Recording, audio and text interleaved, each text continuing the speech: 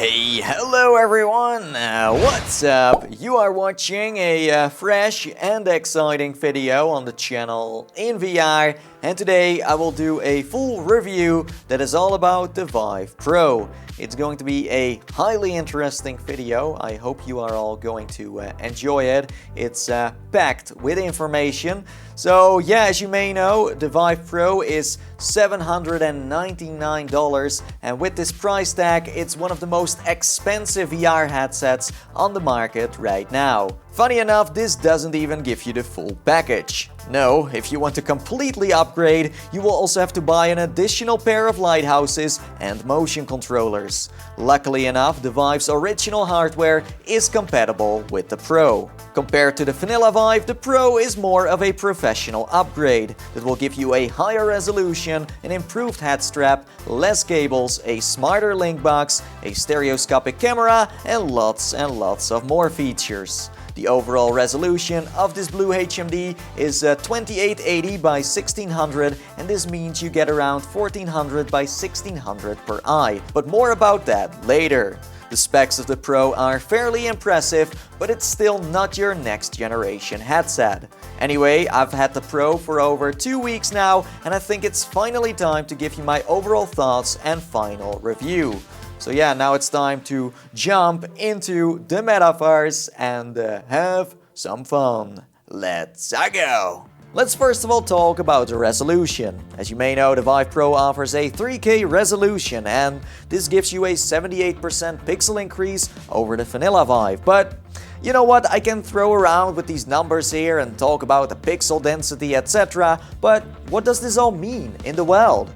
Well, first of all, everything is a lot sharper. Compared to the classic Vive, I can see so much more of a game now, and also looking further into the distance is a lot easier. I think that if you would play a simulator like Onward, for example, you would definitely have an advantage over the others. Instead of shooting a pixel in the distance that later on turned out to be a rock or a bush is not going to be an issue anymore. Trust me, happened to me once, I'm not joking. You can be far more accurate with this resolution, especially in games that are all about precision. Because everything is sharper, it also means that you can now read the smaller text parts of a game. Vive Pro's higher resolution picks up more detail, and you will notice that big time if you have used a vanilla Vive before. Is it a big difference, Nathie? I would say so, yeah, but it's still something you will have to experience for yourself. For me, it can be a big difference, but for others, it might be a small upgrade. In our studio, we have a Samsung Odyssey and a Vive Focus, and they are pretty much the same resolution-wise. If you have ever tried one of these, well, then you know what you can expect. Let's say for work situations, this is going to be extremely useful, of course. As a developer, you want to see your game or experience at its full potential, and with a Vive Pro, you can see so much more in terms of details. Your textures come more to life, I would say. If you are a consumer, I don't think you are going to focus on that. It's more about the immersion, right, and the content you are playing. I think that for gamers who love race, space, fly, and shooter simulators, this is going to be a nice headset to have.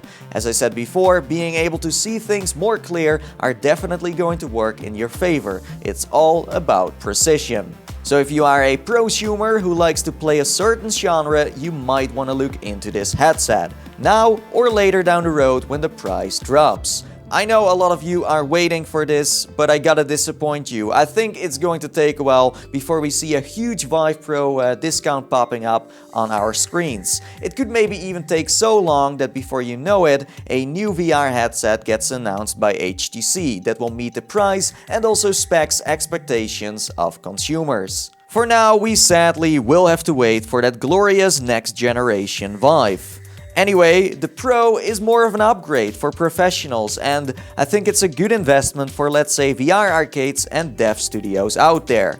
That of course doesn't mean that as a prosumer you are not allowed to buy it. If you want to, you can pick one up right now, but it really depends on how much you use it and for what purpose you want to use it for. Example, if you play a VR game twice a week, I would just hold off for now. Focus on content, because content is still king. Trust me, you can have the best HMD on the planet, but as long as there are no cool games and experiences out there that keep you playing on a daily basis, I don't see a reason to invest into a Pro. If you use your Vive every day and your hobby is racing, flying, diving, etc., I would look into this now or when the time and price feels right for you. What I also noticed is that the reduction of the screen door effect is a lot better, and that sadly the God rays are still there. The Vive Pro still uses those Fresnel lenses, so if God rays are your worst enemy, then you will be disappointed. Yeah, I know, it sucks, but on the bright side, the Pro, comfort-wise, is a big improvement. The head strap of the vanilla Vive wasn't great, let's be honest here. After HTC announced the deluxe audio strap, life got a lot easier. When I compare the Pro strap with the deluxe one, I can definitely say that the new one is a lot different, in a good way. The back feels very much the same as the deluxe audio strap, but the Pro has a bigger and more padded neck cushion that grips the back of your head just a bit better. The quality of the strap also feels more solid. It's still plastic, but it seems to be more flexible now. I don't know why, but the deluxe audio strap always made these scary rusty sounds that made me feel like I was about to break it. You can slightly bend the sides of the Pro strap, and I think this syncs up nicely with the fast head movements. Since the strap can bend outwards or inwards while moving with the rhythm of your head, it's able to stay on your head without shuffling. The overall shape of the Pro makes sure the headset gets balanced out way better. I also talked about this in my unboxing video. The shape keeps the front and the back in harmony. It's the same story for the 3-in-1 cable. It now runs smoothly through the side of the headset. Getting a pair of glasses into a Vive has never been so easy as well. You can now simply push the front of the Vive forward by holding a simple button. It's not like the PlayStation VR where the entire front moves forward, but instead it happens all inside the headset. The headphones can be adjusted just like the deluxe audio strap. You can move them up, down, left, right and towards and away from your ears. Nothing new here, I would say, but from a personal perspective, I do want to say that I do not like the cup-shaped earphones. I still like the cushion type of earphones that were on the deluxe strap a little more. They just felt better, nicer in general, and the ones on the Pro feel cheap. Luckily enough, you can get rid of them because they are removable. Problem is, there is no jack in this headset anymore, so you will have to use a pair of wireless headphones to be able to hear what you play. This is pretty disappointing, I agree, but also understandable since HTC wants to focus more on the wireless side of things. So to wrap this part up, I would say that you can wear this headset for a couple of hours without starting to feel the weight of the Vive or get frustrated by how it's resting on your head. I spent a few hours seated, standing and room scaling, and I got to say the Pro is a more all-round VR headset, with sadly bad audio. Also, before I forget and before we move on to the next subject, I noticed that the nose piece leaks less light. It's almost perfectly sealed off now. Let's continue with the audio quality. Is it good or is it bad? Let's find out. First of all, I want to make clear that I am not an audio expert. This is definitely a hard subject to talk about because everyone has a different pair of ears and in the end it's more my opinion than yours. So I've been using the deluxe audio strap for almost over a year now and the audio on that one was fine. It wasn't the best compared to my high-end Bayer dynamic headphones, but for my daily in-game sessions, it was great.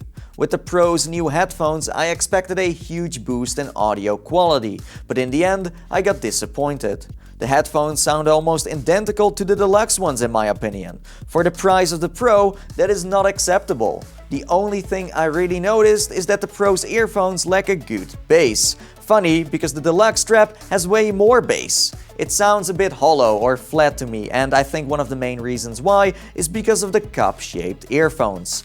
Technically, you could improve the audio quality by going into Windows and mix things up by using the control panel, but in its default state, it's not very impressive. And last but not least, I also did a quick comparison between the two microphones of the Vive and the Vive Pro. Now, as you may know, the Vive Pro uses two microphones and the Vive uses one, and this is how it sounds. Hello, my name is Nathie and you are listening to the Vive Pro. I wonder how it sounds, so let me know in the comments below. I'm very curious. Hello, my name is Nathie and you are listening to the Vanilla Vive. I wonder how it sounds. Let me know in the comments below. I'm very curious. Hello, my name is Nathie and you are listening to the Vanilla Vive, to the Vive Pro. Wonder how it sounds. Let me know in the comments below. I'm very curious. So before we move on from audio to performance, I also have to say that the headphones are really good at keeping noise away from you. Usually you had those problems where you could hear immersion breaking sounds around you, but these headphones are killing the sound from the outside, so you will be in your own world. So anyway, now it's time to move on to performance. Since the Pro uses a higher resolution, you now need more horsepower to run it, and that makes complete sense. I'm going to be honest here, it was hard for me to test this because I got a pretty beefy setup. I don't want to sound cool, but I can run almost anything, so I might not be the right example for you. I played a couple of intense games and also a few casual ones with my 1080 Ti and my 1080, and all of them were running fine on my end. The minimum specs for the Pro are a 1060 and or a RX 480, and yes, I know that's pretty rough, but with a higher resolution comes great responsibility. I did play with the Vive Pro on my second PC as well, that has a 1070 built-in, and this worked fine too. I have no clue what will happen if you go below recommended specs or just on the limit. If you are interested in the exact recommended specs of the Pro and my computer specs, then be sure to check out the stuff in the description below. Hashtag PC Master Race. That's right, baby. So yeah, now we are going to talk about the Linkbox in short, okay? It's not going to take that long. I know it's not the most interesting part of the whole story here, but it does make the magic happen. The HMD side of the Linkbox now makes use out of one part that you can plug your 3-in-1 cable in. On the other side, you still have 3 cables running to your PC, with the only difference being that the HMD is now a DisplayPort. And oh, before I forget, you can also turn off the Linkbox now, and that's really useful. So that's about it, and I know there is a lot more I can show off and there is a lot more I can talk about, but sadly we don't have that much time. Instead, I made a list full of the positives and also the negatives of the Vive Pro.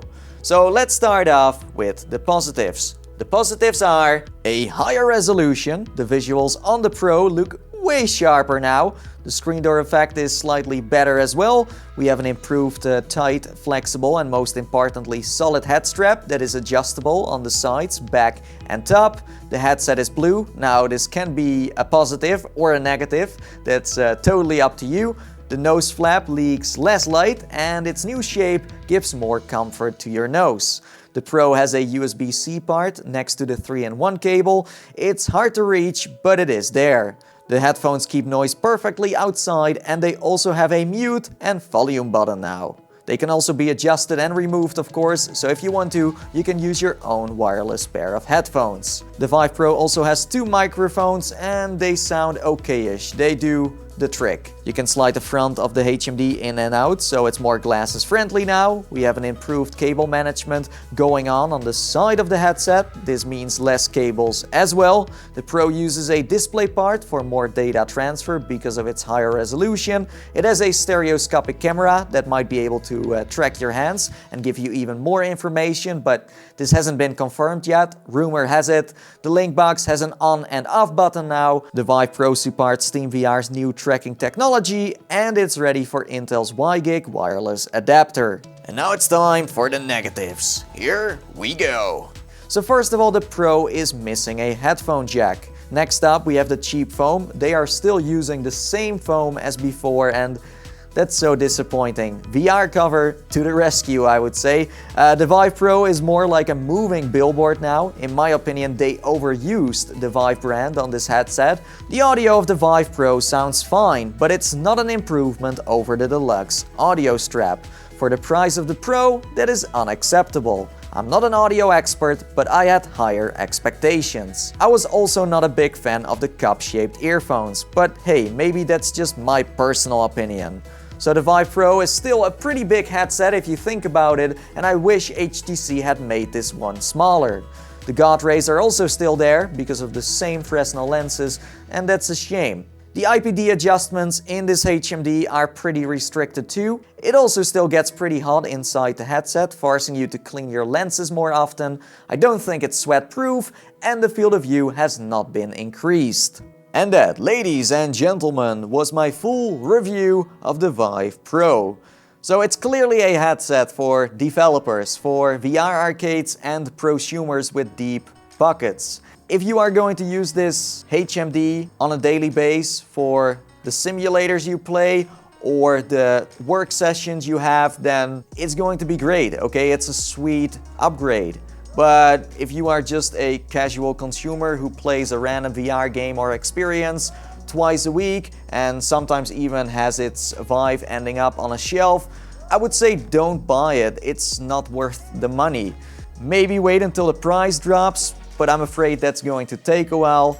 It could be that HTC is going to announce another headset later down the road that is specifically targeted towards consumers. Who knows? Time will tell. But yeah, it's really for the intense users out there who spend most of their time in VR. And that's where I'm going to end this video. I want to thank you so much for watching.